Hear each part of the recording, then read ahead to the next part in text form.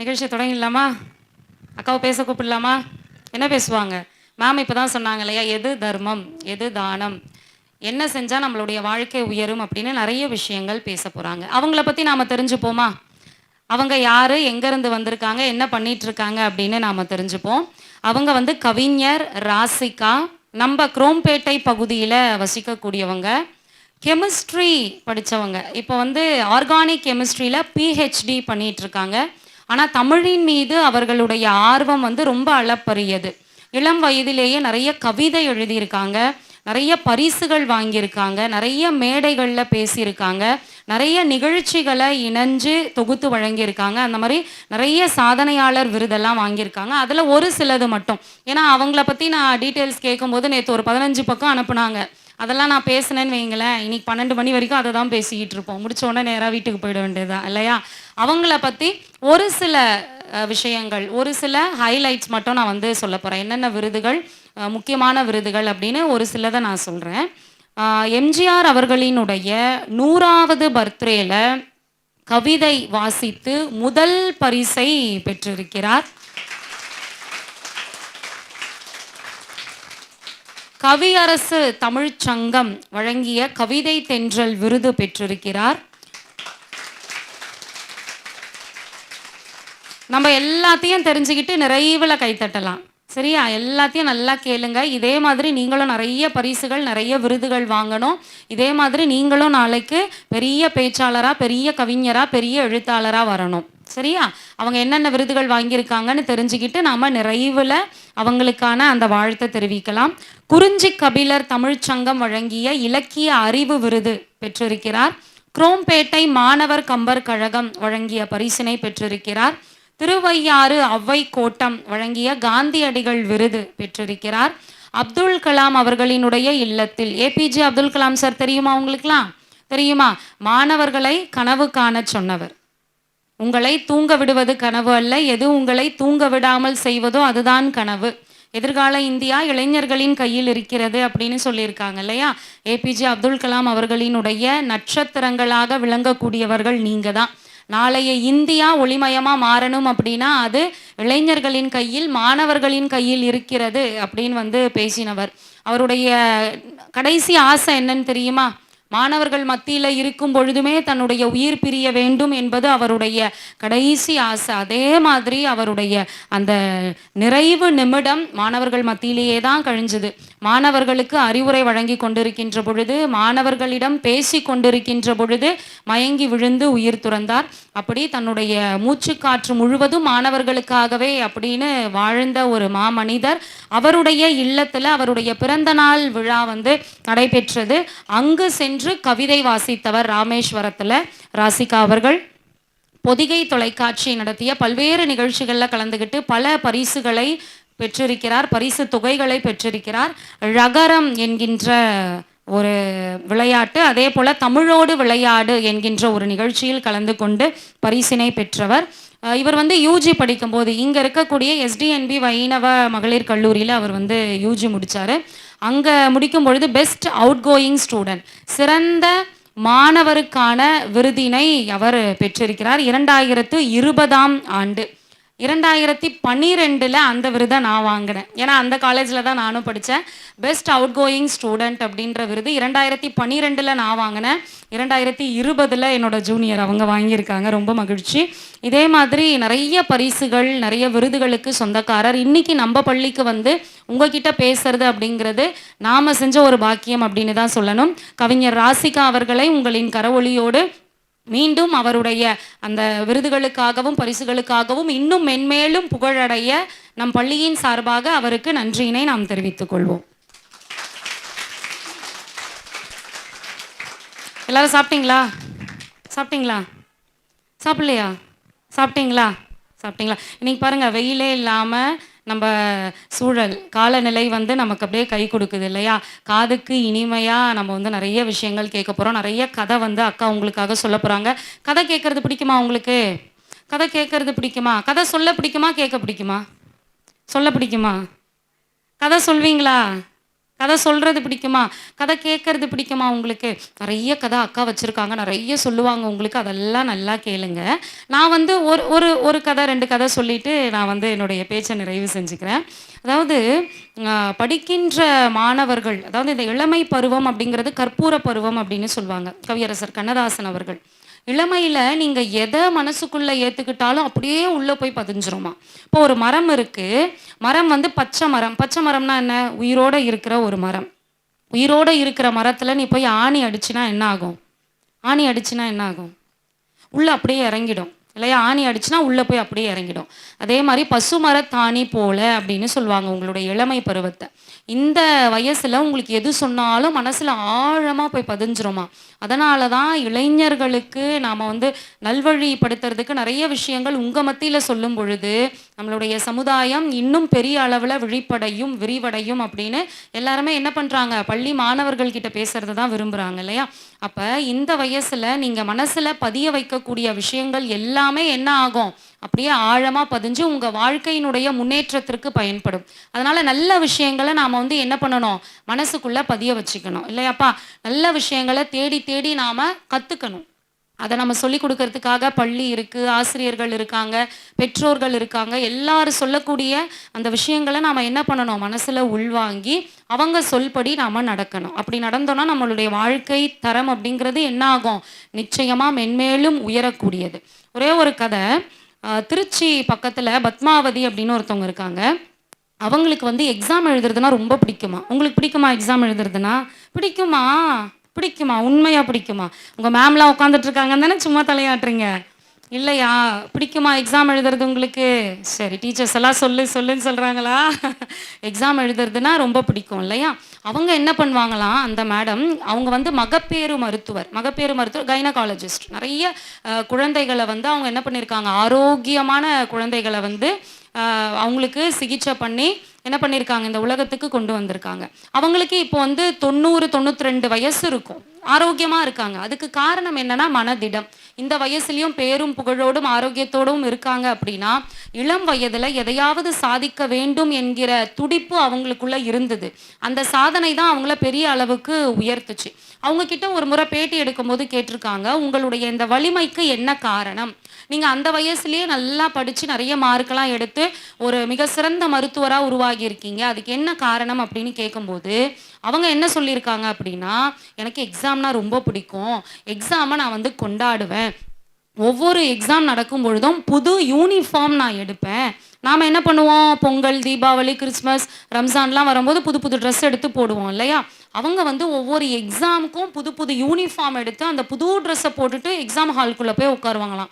அப்படி உட்காரும் பொழுது அவங்களுக்குள்ள அந்த உத்வேகம், நல்லா எக்ஸாம் எழுதணும், நிறைய மார்க் வாங்கணும் அப்படிங்கிற ஆர்வம் வந்து அவங்களுக்குள்ள ஏற்படுமா. அதே ஆர்வம் அனைவருக்குள்ளும் ஏற்பட வேண்டும் அப்படின்னு வந்து அவங்க சொன்னாங்க. நம்ம பாரத பிரதமர் நரேந்திர மோடி தெரியும் இல்லையா அவங்களுக்குலாம்?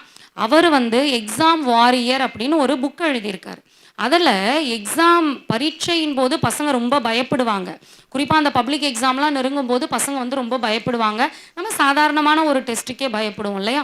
அந்த பயம்லாம் இருக்கக்கூடாது, தேர்வை கொண்டாடுங்கள், செலப்ரேட் யுவர் எக்ஸாம்ஸ் அப்படின்னு வந்து சொல்கிறாரு. அப்போ நம்ம என்ன பண்ணணும், எக்ஸாம்ஸை தேர்வை கொண்டாடணும்.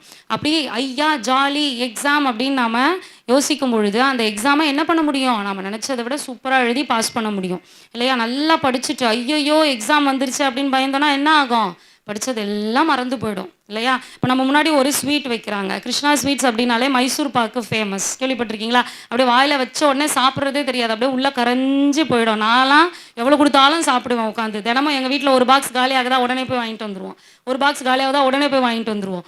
அப்படியே வாயில் வச்சா அப்படியே சாப்பிட்றதே தெரியாமல் உள்ளே போகும் இல்லையா? அந்த மாதிரி ஒரு சந்தோஷத்தை எக்ஸாமின் போது நாம் வந்து அடையணும் அப்படின்னு சொல்கிறாங்க. அப்போ தான் என்ன ஆகுமா, நம்ம எதிர்பார்த்ததை விட மிகப்பெரிய உயரத்தை நாம் அடைய முடியும். சரியா? அப்போ எக்ஸாம்னா ஜாலியாக நாம் இருப்போமா? இனிமே பெரியவங்க சொல்கிறத கேட்போமா? நம்ம வாழ்க்கையில் என்ன லட்சியம் அப்படிங்கிறத முதல்ல தெரிஞ்சுக்கணும். அந்த லட்சியத்தை அடைவதற்கு நாம் என்ன பண்ணணும். நான் டாக்டர் ஆகணும் அப்படின்னு சொல்லிட்டு சும்மாவே உட்காந்துருந்தா டாக்டர் ஆக முடியுமா? முடியாது. நான் பெரிய வக்கீல் ஆகணும், பெரிய இன்ஜினியர் ஆகணும் அப்படின்னு நாம் பெரிய கனவெல்லாம் காணுவோம். அந்த கனவை அடைவதற்கான பாதையை நாம் வகுத்து கொள்ள வேண்டும்.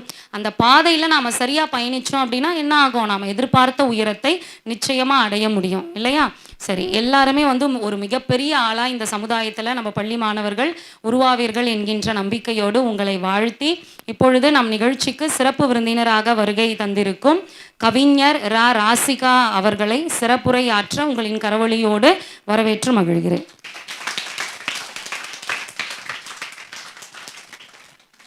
அனைவருக்கும் வணக்கம். ஸ்ரீ கிருஷ்ணா ஸ்வீட்ஸ் இணைந்து வழங்கும் ஔவையின் ஆத்திச்சூடி மாணவர்களுடன் தொடர் நிகழ்ச்சி 2இல் சிறப்புரையாற்ற எனக்கு வாய்ப்பளித்த ஸ்ரீ கிருஷ்ணா ஸ்வீட்ஸ் உரிமையாளர் பெருந்தகை முரளி ஐயா அவர்களுக்கு நன்றி கலந்த வணக்கத்தை நான் தெரிவித்துக் கொள்கிறேன். பொதுவாக வணிகம் பண்ணுறவங்கெல்லாம் வந்து தமிழ் மீது பற்றுக்கு வந்து குறைவாக இருக்கும். ஆனால் ஐயா அவர்கள் வந்து தமிழ் மீது உள்ள பற்றுனால நாள்தோறும் ஒரு நிகழ்ச்சி செய்வதே ரொம்ப கடினம் நம்மளுக்கெலாம். ஆனால் ஐயா அவர்கள் நாள்தோறும் பல இடங்களில் பல தமிழ் நிகழ்ச்சிகளை நடத்தி வருகின்றனர். அனைத்து தலைமுறைகளுக்கும் தமிழை வந்து எடுத்து செல்வதே அவருடைய நோக்கமாகும். ஐயா அவர்களுக்கு என்னுடைய நெஞ்சார்ந்த வணக்கத்தை நான் தெரிவித்துக் கொள்கின்றேன். ஸ்ரீ வித்யாலயா மெட்ரிக் உயர்நிலை பள்ளியின் தாளாளரும் முதல்வருமான உஷா அம்மா அவர்களுக்கு முதற்கண் காலை வணக்கத்தை தெரிவித்துக் கொள்கிறேன். மக்களின் அறியாமையை போக்கி கல்வி கண்ணை திறப்பதையே தன்னுடைய நோக்கமாகவும் தன்னுடைய லட்சியமாகவும் கொண்டு இந்த பள்ளிக்கூட்டத்தை மிக சிறப்பாக தலைமையேற்று நடத்தி வருகின்றார்.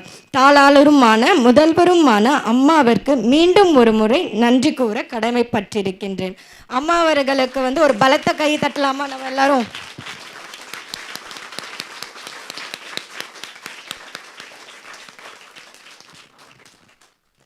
பார்க்கத்தான் எளிமையான மேடை, ஆனால் மிகவும் வலிமையான மேடை இது. இதில் பேச எனக்கு வாய்ப்பு கொடுத்த அம்மா அவர்களுக்கு மிகவும் நன்றி. அடுத்ததாக இலக்கிய கூடல் அமைப்பு பேச்சாளர்களை சிறந்த பயிற்சி பட்டறையாக விளங்குகிறது.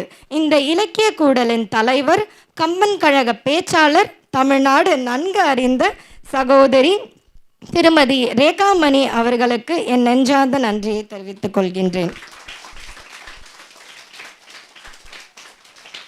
இந்நிகழ்ச்சிக்கு ஒருங்கிணைப்பு செய்கிற இலக்கிய கூடல் அமைப்பின் செயலாளர், இவரும் தமிழகத்தின் மிகச்சிறந்த பேச்சாளர் திரு கோ மணி அண்ணா அவர்களுக்கு என் நெஞ்சார்ந்த நன்றியை தெரிவித்துக் கொள்கின்றேன்.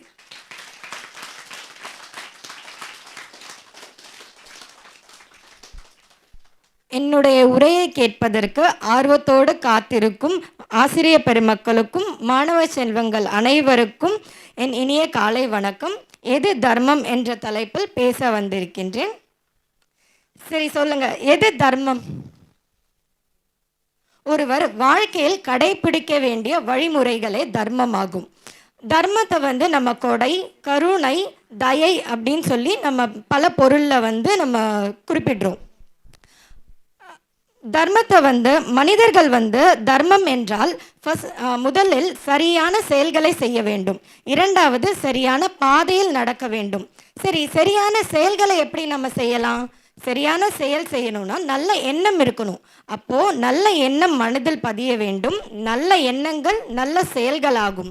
நல்ல செயல்கள் நல்ல பழக்கமாகும். நல்ல பழக்கம் நல்ல பண்பாகும். எனவே சரியான செயல்களை நாம் செய்ய வேண்டும். சரியான பாதையில் நடப்பது எப்படி? சரியான பாதையில் நடப்பதற்கு முதலில் பொய் பேசக்கூடாது. பாரதியார் பாப்பா பாட்டில் கூறியிருக்கிறார், பொய் சொல்லக்கூடாது பாப்பா, புறஞ்சொல்லல் ஆகாது பாப்பான்னு. பொய் பேசுவதை தவிர்க்க வேண்டும். இரண்டாவதாக நேர்மையாக நடக்க வேண்டும். நேர்மையாக நடக்கிறத ஏபிஜே அப்துல் கலாம் ஐயா அவர்கள் ஒரு நேர்காணலில் ஆங்கிலத்தில் கூறியுள்ளார். when there is rightness in the heart, then there will be beauty in the character. When there is rightness in the heart, then there will be beauty in the character. When there is beauty in the character, then there will be harmony in the home. When there is harmony in the home, then there will be order in the nation. When there is order in the nation, then there will be peace in the world அப்படின்னு சொல்லியிருக்காரு. அப்படின்னா நம்ம மனசில் வந்து நேர்மையாக இருந்தோம் அப்படின்னா நம்ம வந்து பழக்க வழக்கம் எல்லாம் அழகாகவே தெரியும். நம்ம பழக்க வழக்கங்கள் அழகாக இருந்துச்சு அப்படின்னா நம்ம குடும்பம் வந்து வீடு வந்து அமைதியாக இருக்கும். நம்ம குடும்பம் அமைதியாக சந்தோஷமாக இருந்துச்சுன்னா நம்ம உலகமே வந்து அமைதியாக இருக்கும் அப்படின்னு சொல்லி ஐயா ஏபிஜே அப்துல் கலாம் ஐயா அவர்கள் சொல்லியிருக்காரு. திருவள்ளுவர் வந்து என்ன சொல்லியிருக்காரு அப்படின்னா, அறம் பற்றி பொறாமை வந்து படக்கூடாது அப்படின்னு சொல்றாரு. மற்றவர்களை வந்து பார்த்து பொறாமை கொள்ளுதல் கூடாது அப்படின்றாரு. அதே மாதிரி பேராசையும் படக்கூடாது. அவங்க கிட்ட அது இருக்கு இது இருக்குன்னு நம்ம மற்றவங்கள பார்த்து பேராசை படக்கூடாது அப்படின்னு சொல்றாங்க. அடுத்தது கோபம் கொள்ளக்கூடாது. கோபம் பட்டு மற்றவங்களை வந்து நம்ம காயப்படுத்துதல் கூடாது அப்படின்றாங்க. இனிமை இல்லாத சொற்களை வந்து பேசக்கூடாதுன்றாங்க. 4 சொல்லியிருக்காரு திருவள்ளுவர். முதல் வந்து பொறாமைப்படக்கூடாது, அடுத்தது வந்து பேராசைப்படக்கூடாது, 3வது கோபம் படக்கூடாது, 4வதாக இனிமை இல்லாத சொற்களை பேசக்கூடாது அப்படின்னு சொல்றாங்க. வள்ளலார் வந்து உள்ளொன்று வைத்து புறமொன்று பேசுவோரின் உறவு கலவாமை வேண்டும் அப்படின்றாரு. அதாவது மனசுல ஒன்று வச்சுக்கிட்டு வெளி தோற்றத்தில் பேசுறவங்களோட உறவே கூடாது அப்படின்னு சொல்லி வள்ளலார் வந்து சொல்றாரு. தன்னால் வந்து முடிந்த அளவுக்கு நம்ம வந்து உதவி செய்ய வேண்டும். அதுதான் வந்து தர்மம் அப்படின்னு சொல்றாங்க. அதாவது ஒரு குட்டி கதை சொல்லவா? ஒரு ஊர்ல வந்து ஒரு ராஜா இருந்தாரு. அந்த ராஜாவோட ஒரு அமைச்சரும் இருந்தாங்க. 2 பேரும் என்ன பண்ணுறாங்க, இன்னொரு ஊருக்கு வந்து போகிறாங்க, மாறு வேஷத்தில் போகிறாங்க. அப்போ அந்த ஊரில் வந்து அந்த இளவரசிக்கு வந்து திருமணம் வந்து நடைபெறுது. அந்த திருமண சுயம்வரத்தில் வந்து ஒரு மற்ற நாட்டு ராஜாக்கள்லாம் உட்காந்துருக்காங்க. அவங்கள பற்றிலாம் சொல்கிறாங்க. இவருக்கு இத்தனை குதிரைப்படை இருக்குது, இவருக்கு வந்து இத்தனை யானைப்படை இருக்குன்னு ஒரு ராஜா பற்றியாக சொல்லிட்டு வராங்க. அந்த இளவரசிக்கு வந்து யாரையுமே பிடிக்கல. கடைசி அந்த ஓரமாக வந்து ஒரு முனிவர் வந்து நிற்கிறாரு. அந்த இளவரசி என்ன பண்ணுறாங்க தெரியாமல் அந்த முனிவர் மேலே மாலையை போட்டுடுறாங்க. இந்த முனிவர் என்ன பண்ணுறாரு, உடனே இதெல்லாம் ஒரு மாயை அப்படின்னு சொல்லி காட்டுக்கு ஓடிடுறாரு. காட்டுக்கு போனோடனே இந்த இளவரசியும் வந்து பின்தொடர்ந்து போகிறாங்க. அந்த முனிவர் பின்னாடியே பின்தொடர்ந்து காட்டுக்கு போகிறாங்க. இதை பார்த்துட்டு இருந்த அந்த ராஜாவும் இன்னொரு நாட்டு ராஜாவும் அமைச்சரும் அவங்களும் பின்தொடர்ந்து இந்த இளவரசியை பின்தொடர்ந்து போகிறாங்க. அப்போது அந்த முனிவர் என்ன பண்ணுறாரு, அவருக்கு தான் காடு தான் ரொம்ப பரிச்சயமானதாச்சு, அதனால் காட்டுக்குள்ளே மாயமாக மறைஞ்சிடுறாரு. இந்த இளவரசிக்கு வந்து வழி தெரியாமல் இரவு நேரம் ஆயிடுச்சு. வழி தெரியாமல் அங்கே காட்டிலே இருந்துடுறாங்க. ஏன்னா கொடிய விலங்குகள்லாம் இருக்கும்ல. இரவு நேரத்தில் வந்து அவங்களால வெளில வர முடியாது, காட்டை விட்டு வர வழி தெரியாததுனால அங்கேயே வந்து தங்கிடுறாங்க. அந்த ராஜா, அமைச்சர், அப்புறம் இந்த இளவரசி 3 பேரும் என்ன பண்ணுறாங்க, ஒரு மரத்துக்கு கீழே வந்து உட்காந்துடுறாங்க. ரொம்ப களைப்போடு இருக்காங்க. ஏன்னா இரவு நேரம் அவங்களுக்கு வந்து வெகு தூரம் வந்தது, களைப்பும் இருக்குது, அவருக்கு பசி மயக்கமும் இருக்குது. அப்படியே அந்த மரத்துக்கு கீழே உட்காந்துடுறாங்க. அந்த மரத்துக்கு மேலே வந்து ஒரு அழகான ஒரு கூடு இருக்குது. அந்த கூட்டில் வந்து ஒரு தாய்க்குருவி, ஒரு தந்தை குருவி, அப்புறம் அந்த அவங்களோட குஞ்சு குருவிகளும் இருக்குது. அந்த தாய்க்குருவி என்ன சொல்லுதுன்னா, நம்ம வீட்டுக்கு விருந்தாளியாக வந்திருக்காங்க, நம்ம மரத்துக்கு கீழே உட்காந்துருக்காங்க, அவங்க வந்து குளிரில் வந்து நடுங்குறாங்க. நான் வந்து குச்சியெல்லாம் கொஞ்சம் குட்டி குட்டி குச்சியெல்லாம் சேர்த்து வைக்கிறேன். நீங்கள் வந்து அந்த தந்தை குருவிக்கிட்ட சொல்லுது, நீங்கள் வந்து ஒரு நெருப்பு இருந்தால் எடுத்துகிட்டு வாங்க அப்படின்ட்டு.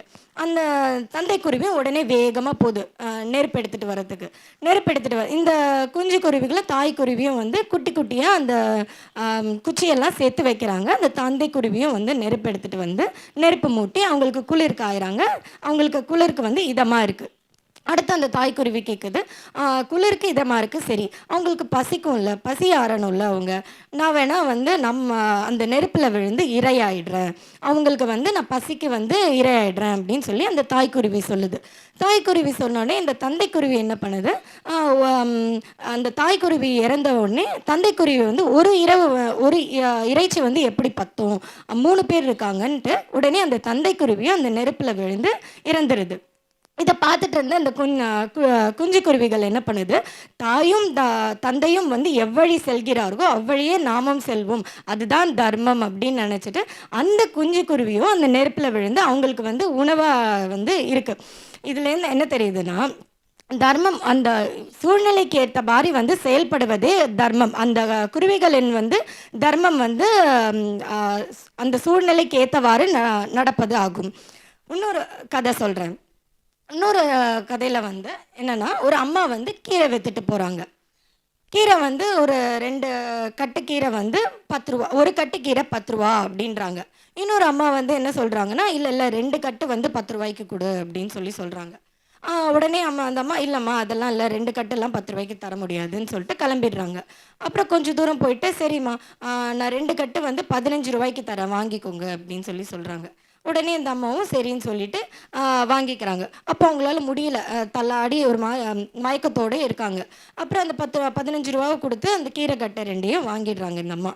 அப்புறம் திரும்பி இந்த அம்மா கீரை கூட எடுத்துகிட்டு போகும்போது அவங்களுக்கு ஒரே மயக்கம். தள்ளாடி போகிறத இந்த அம்மா பார்த்துட்டு கேட்குறாங்க, ஏன் வந்து நீங்கள் தள்ளாடி போகிறீங்க, நீங்கள் பசியை சாப்பிடலையா அப்படின்னு கேட்குறாங்க. உடனே அந்த அம்மா சொல்கிறாங்க, இல்லைம்மா இனிமே தான் வந்து இந்த கீரையெல்லாம் விற்றுட்டு வீட்டுக்கு போய் சமைச்சு சாப்பிடணும், இன்னும் சாப்பிடலை அப்படின்றாங்க. உடனே இந்த அம்மா என்ன பண்ணுறாங்க, அந்த கீரை கட்டு வைக்கிறாங்கல்ல அந்த அம்மா, அவங்கள வீட்டுக்கு கூப்பிட்டுட்டு வந்து உட்கார வச்சு 6 இட்லி கொடுத்து அவங்கள வந்து சாப்பிட சொல்கிறாங்க. சாப்பிட்டுட்டு அந்த அம்மாவும் வந்து மனதார பாராட்டிட்டு கிளம்பிடுறாங்க, சந்தோஷமாக கிளம்பிடுறாங்க. இதை வந்து தூரத்துலேருந்து ஒருத்தர் பார்த்துட்டு இருந்தார். அவர் கேட்குறாரு, ஒரு கட்டு கீரை 5 ரூபாய்க்கு வந்து சண்டை போட்டிங்களே, இப்போ வந்து ஒரு இட்லி வந்து 5 ரூபானாலுமே 6 இட்லி வந்து 30 ரூபா ஆகுதுல்ல, 30 ரூபா வந்து நீங்கள் செலவு பண்ணியிருக்கீங்களே அப்படின்னு கேட்குறாங்க.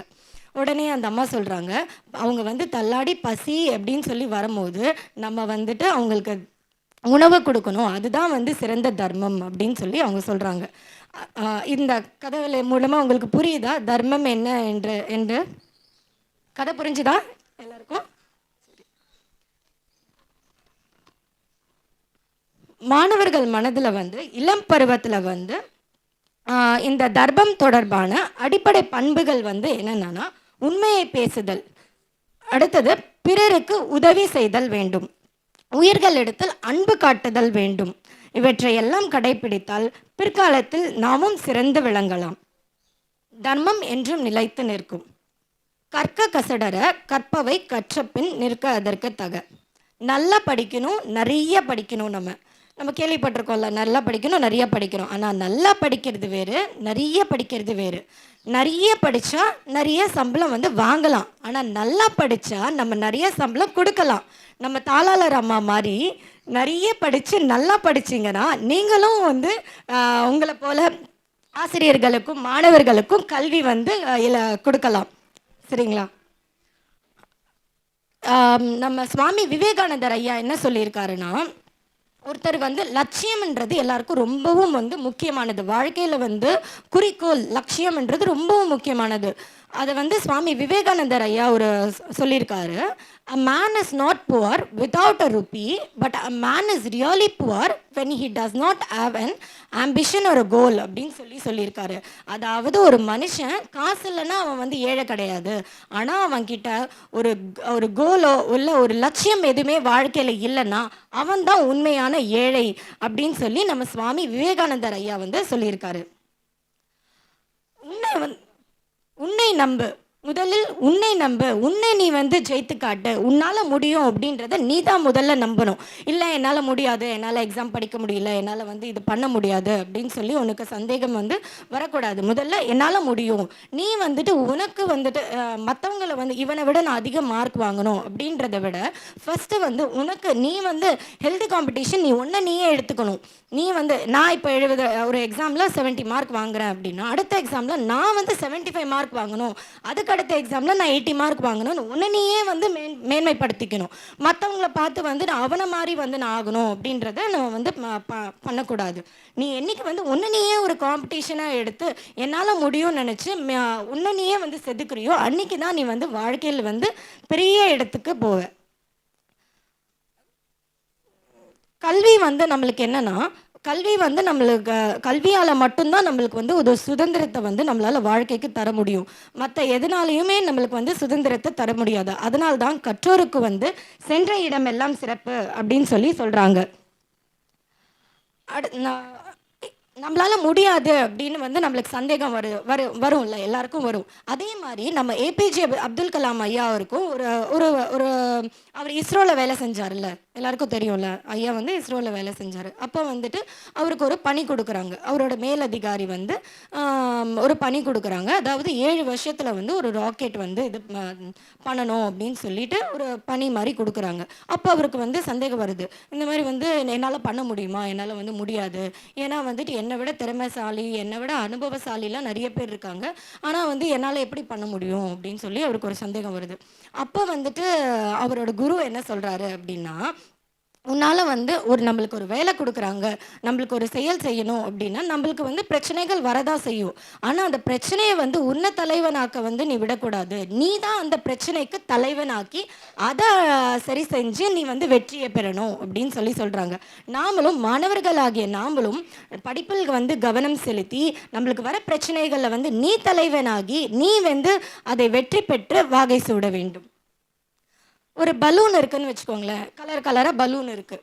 க்ரீன் கலரில் வந்து பலூன் இருக்குது, ஆரஞ்சு கலரில் பலூன் இருக்குது, ரெட் கலரில் பலூன் இருக்குதுன்னு வச்சுக்கோங்க. இப்போ இந்த 3 பலூனுமே வந்து உயரத்தில் பறக்குது. ஆனால் இப்போ இப்போ அது உயரத்தில் எப்படி பறக்குது? வெளியில் இருக்க கலர் வச்சா பறக்குது? இல்லை இல்லை. க்ரீன் கலரு நான் வந்து மேலே பறப்பேன், ஆரஞ்சு கலர் கம்மியாக பறப்பேன் அப்படிலாம் இல்லை. உள்ளே இருக்கிற அதோட காற்று தன்மை அதை பொறுத்து தானே அது வந்து மேலும் மேலும் பறக்குது. அதே போல் நாமளும் நம்மளோட வந்து நம்மளோட திறமையும் நம்மளோட நாலேஜ் எவ்வளோ இருக்குது அப்படின்றத பொறுத்து தான் நம்ம வந்து மேலும் மேலும் உயருவோம். நம்மளோட வெளித்தோற்றத்தை வச்சோ அதை வச்சு நம்ம வந்து வளருவதை விட நம்மளால் என்ன பண்ண முடியும், நம்மளோட திறமையும் நம்மளோட ஸ்கில்லும் மட்டுமே நம்மளை வந்து மேலும் மேலும் உயர்த்தி காட்டும்.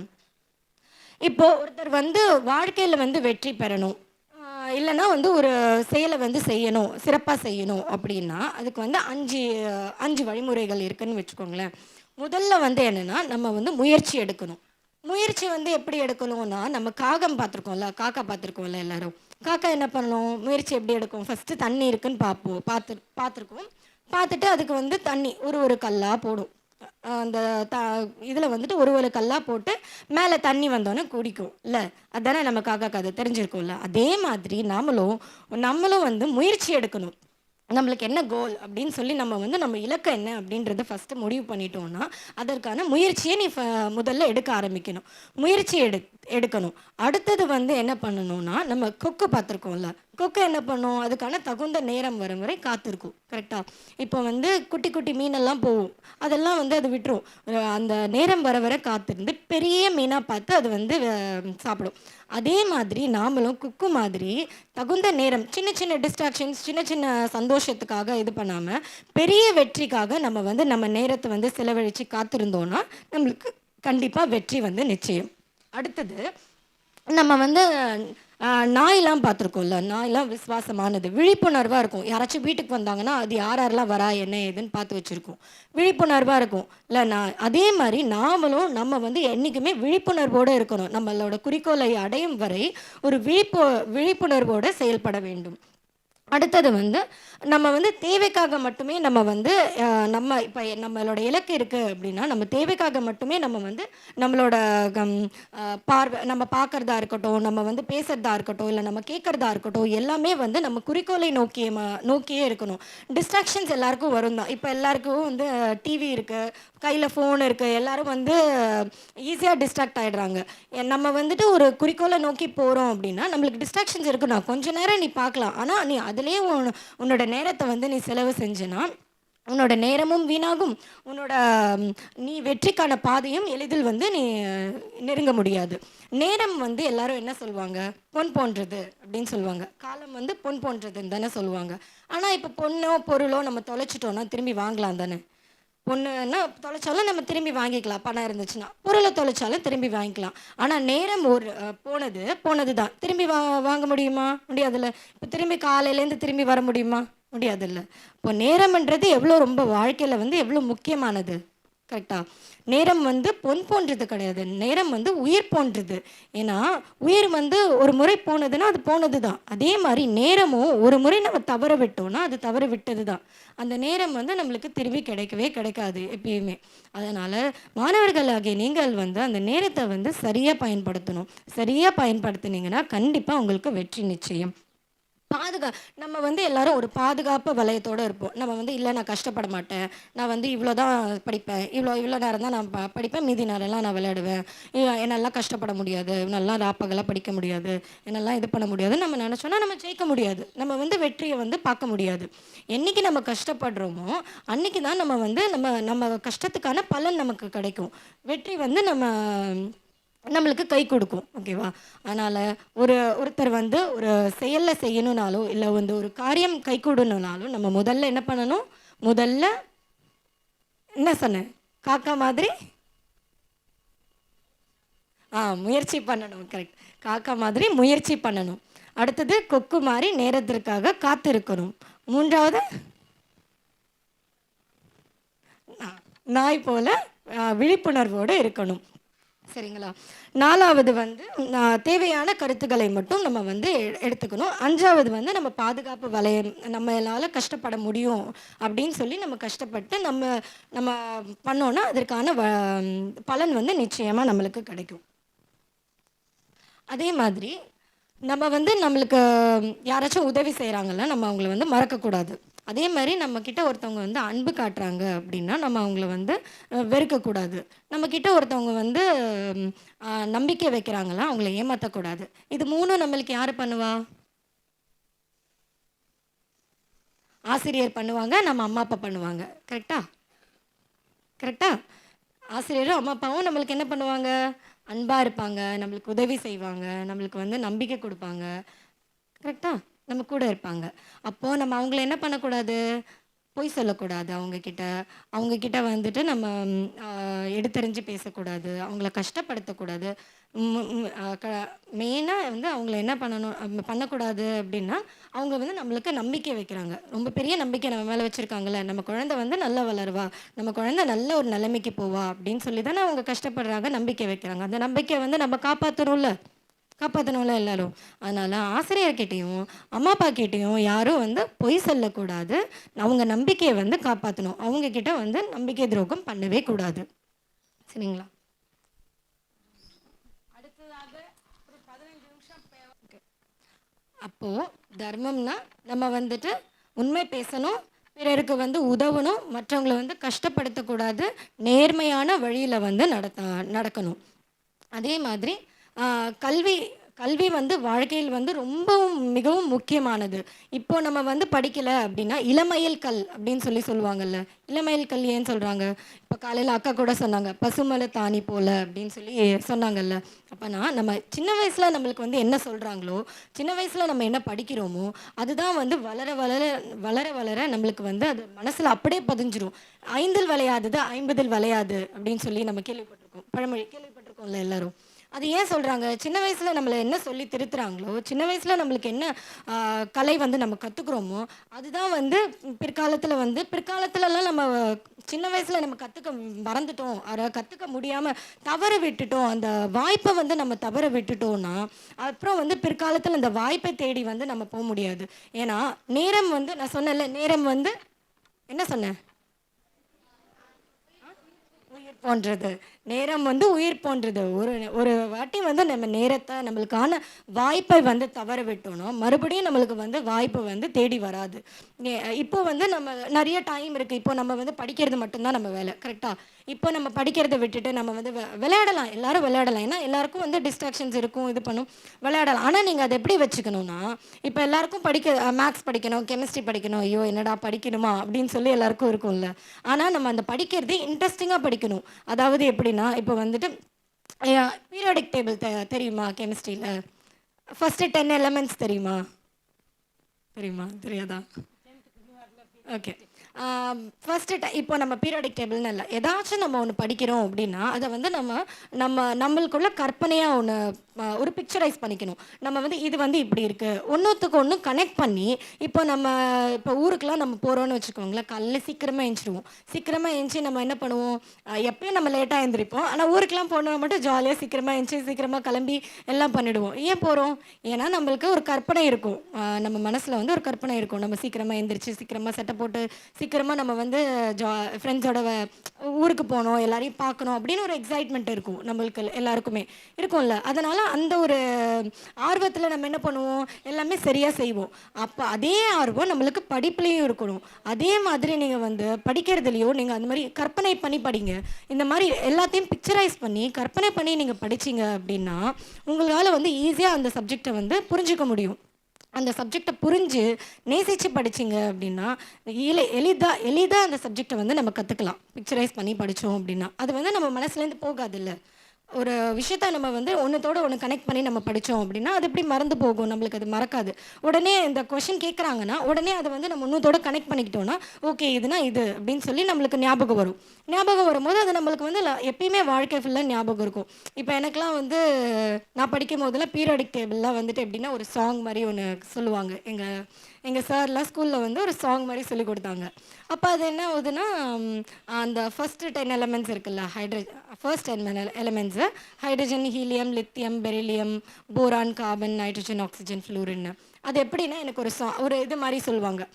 Hi, hello, little Betty, brought cake, newly ordered from New York, அந்த மாதிரி ஒரு கோர்வையாக அந்த மாதிரி ஒருத்தவங்க வந்து குழந்தை வந்து கேக் வாங்குது நியூயார்க் போய் அப்படின்னு சொல்லி ஒரு கோர்வையாக அது வந்து அது அப்படியே அப்போ பதிஞ்சது தான் எனக்கு. இன்னும் அது வந்து மனசில் அப்படியே பதிஞ்சிருச்சு. அப்போ அந்த 10 எலமெண்ட்ஸ் வந்து நான் அப்போ கேட்டாலுமே நான் சொல்லுவேன். அதே மாதிரி நான் ஃபாலோ பண்ணி அந்த பீரியாடிக் டேபிள் ஃபுல்லாக கற்றுக்கிட்டது தான்.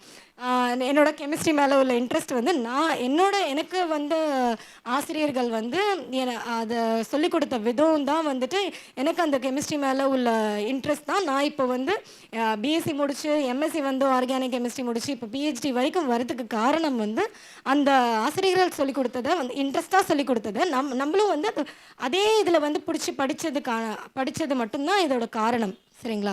அந்த மாதிரி நீங்களும் வந்து உங்களை வந்துட்டு உங்கள் சப்ஜெக்ட்ஸை வந்து உங்களுக்கு என்ன சப்ஜெக்ட்ஸ் வரலை அப்படின்னு நினைக்கிறீங்களோ அதை கனெக்ட் பண்ணி பிக்சரைஸ் பண்ணி படிச்சிங்கன்னா ஈஸியாக எளிதில் வந்து எல்லாமே புரிஞ்சு படிக்கலாம். சரிங்களா?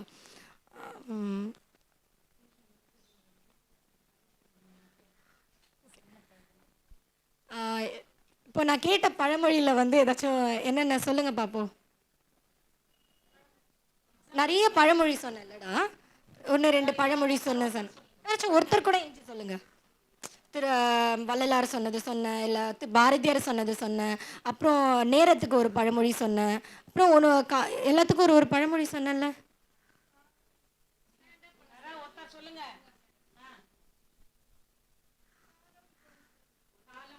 காலம் பொன் போன்றது. ஆனால் அதுக்கு நான் என்ன சொன்னேன்?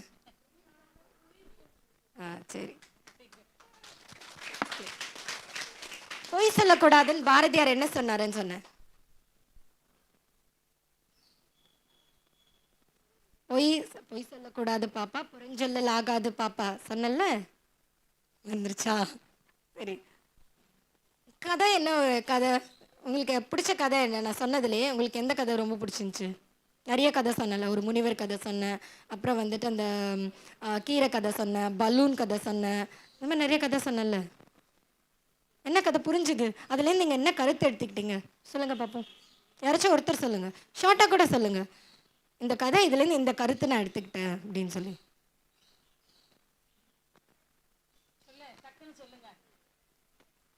ஒன்றும் இல்லைடா. ஆக்சுவலாக என்னென்னா, நம்ம இந்த மாதிரி கேள்வி கேட்குறாங்கன்னா நம்ம எந்திரிச்சு தைரியமாக பதில் சொல்லணும். இப்போ நம்ம பதில் சொல்லாதவங்கெல்லாம் நம்மளுக்கு வந்து இப்போது இந்த வாய்ப்பு வந்து நம்மளுக்கு திரும்பி கிடைக்காது. இந்த வாய்ப்பு இப்போ கேள்வி கேட்குறதோ, இப்போ நம்ம எந்திரிச்சு பதில் சொல்கிறதுலாம் இப்போ கொஞ்சம் காலம்லாம் போயிடுச்சுன்னா நம்மளுக்கு இந்த வாய்ப்பு திரும்பி கிடைக்குமா? கிடைக்காது. இப்போ நம்ம பதில் சொல்கிறது யார் வந்து தைரியமாக பதில் சொல்கிறாங்களோ அவங்க தான் தைரியமானவங்க. அவங்க தான் வாழ்க்கையில் வந்து நம்ம அடுத்தடுத்த படியை வந்து எடுத்து வைக்க முடியும். நம்ம பதில் சொல்கிறதுலே நம்ம தயக்கப்பட்டுட்டு இருந்தோம்னா அடுத்த படியை நம்ம எப்படி எடுத்து வைப்போம் சொல்லுங்க. எந்த கதை பிடிச்சிருந்தது? பிடிச்சிருந்துச்சா? முனிவர் என்ன பண்ண? அந்த முனிவர் வந்து அந்த இளவரசி வந்து அவங்க மேலே மாலை போட்டாங்க. அவங்க அப்படியே எது இந்த மாலைன்னு அப்படியே ஓடி போட்டாங்க. அப்படியே அவங்க நினச்சிட்டு அப்படியே மறைஞ்சிட்டாங்க. எங்கன்னு தேடிட்டே இருந்தாங்க. எங்கன்னு தேடுறதுனால அந்த ராஜா, அந்த இளவரசி அதுலாம் அப்படியே கீழே மரத்து கீழே வந்துட்டாங்க. அது மேலே ஒரு குஞ்சு குருவி, தங்க குருவி, அம்மா குருவி. அப்போ வந்து என்ன கீழே நெருப்பு என்ன இருக்கிற இடத்துக்குமே நெருப்பு வந்து அங்கே எடுத்து விட்டாங்க. அதனால அவங்களுக்கு பசிக்கு ஒன்று அப்படியே நெருப்புலேருந்து அம்மா அவங்க அப்படியே கொடுத்தாங்க. சரி, அவங்க அப்பா 3 பேர் இருக்காங்க. அந்த அப்பாவுக்கு சரி, அவங்க அப்பா நம்ம அம்மா அப்பா போயிட்டாங்க. அந்த தங்க என்ன தெரிஞ்சுக்கிட்டேடா?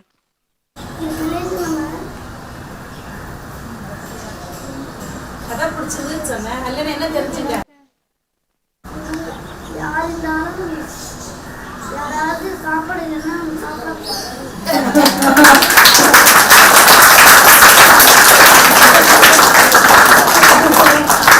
சரி இது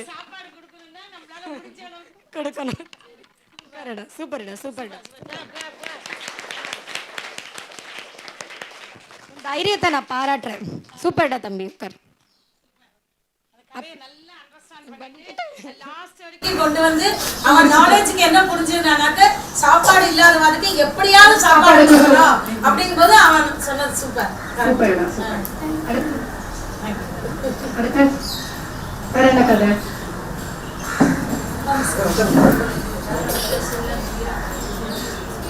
வேற என்ன கதை பிடிச்சது? அம்மா கீரை வைக்கிற கடை. கீரை வைக்கிற கதை பிடிச்சதா? சொல்லுங்க. அம்மா வந்து கீரை வைக்கிறாங்க. இன்னொரு அம்மா வந்து கீரை வாங்கணும். அந்த கீரை வந்து ஒரு கீரை கட்டு வந்து 10 ரூபா, இன்னொரு கீரை கட்டு 10 ரூபா. அப்போ அந்த அம்மா 10 ரூபாய்க்கு 2 கீரை கட்டு கொடுங்கன்னு சொல்லுவாங்க. அதுக்கு அப்புறம் அவங்க வந்து சரி நான் 15 ரூபாய்க்கு தரேன், எனக்கு அந்த 2 கீரை கட்டு சொல்லிவிட்டாங்க. அவங்களும் பிடிச்சிட்டாங்க. அப்போ அவங்களுக்கு ஒரு நாள் மயக்கமாக இருக்கு. அந்த அம்மா வந்து ஏன் மயக்கமாக இருக்கீங்க, சாப்பிட்டீங்களான்னு கேட்டாங்க. இல்லை நான் இந்த எல்லா கீரையும் வித்திட்டு தான் சாப்பிடணும்னு சொல்லியிருந்தாங்க. அப்போ அவங்க வந்து அவங்க வீட்டுக்கு கூட்டிகிட்டு போய் 6 இட்லி கொடுத்துருந்தாங்க. அவங்களும் சாப்பிட்டுட்டு வாழ்த்துட்டு சந்தோஷமாக போனாங்க. அதை பார்த்துட்டு இன்னும் ஒருத்தர் வந்து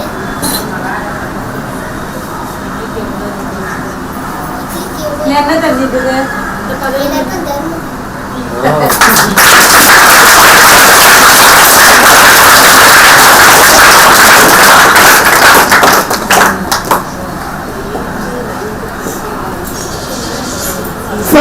எல்லாருக்கும் வந்து வாழ்க்கையில வந்து ஒரு குறிக்கோள் வந்து ரொம்ப முக்கியம். அந்த குறிக்கோளை வந்து நீங்க வந்து ஃபஸ்ட்டு ஒரு குறிக்கோளை நீங்கள் வைக்கணும். அடுத்து வந்து அந்த குறிக்கோளை வந்து நம்ம எப்படி செயல்படுத்தலாம், அதற்கான வழிமுறைகளை நீங்கள் வந்து செயல்படுத்தணும். மூணாவது வந்து அதை தொடர்ந்து முயற்சி செய்யணும். அந்த குறிக்கோள் நம்ம இப்போ வச்சா மட்டும் பார்த்தாது. அந்த குறிக்கோளை வந்து நம்ம தினம்தோறும் செய்யறதுக்கு அதுக்கான வந்து வழிமுறைகளை வந்து நீங்கள் வந்து தினம்தோறும் செய்ய வேண்டும். வாய்ப்பளித்த அனைவருக்கும் நெஞ்சார்ந்த நன்றிகள். நன்றி.